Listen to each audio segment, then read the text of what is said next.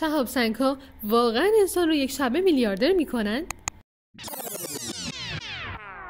یکی از بزرگترین سوء تفاهم‌ها درباره شهاب سنگ‌ها اینه که هر کسی یک تکه از آسمان پیدا کنه فوراً ثروتمند میشه.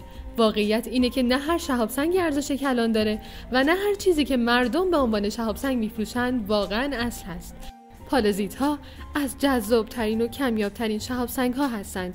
این دو شهاب سنگ‌های سنگ آهنی پر از کریستال‌های اولیوین شفاف و عسلی رنگ هستند که وقتی برش می‌خورن مثل یک ویترین گوهر می‌درخشن.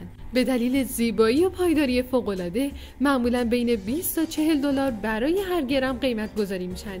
این یعنی یک برش با کیفیت میتونه هزاران دلار ارزش داشته باشه. شهاب سنگ‌های مریخی و ماهی در رأس هرم قیمت گذاری و جزو شهاب سنگ‌های بسیار نادر قرار دارند و برخی انواع کمیاب اونها میتونه هزاران دلار در هر گرم و یا حتی بیشتر قیمت داشته باشه. اما فراموش نکنیم این نمونه‌ها بسیار نادر هستن و پیدا کردنشون روی زمین تقریباً شانسی نزدیک به صفر داره.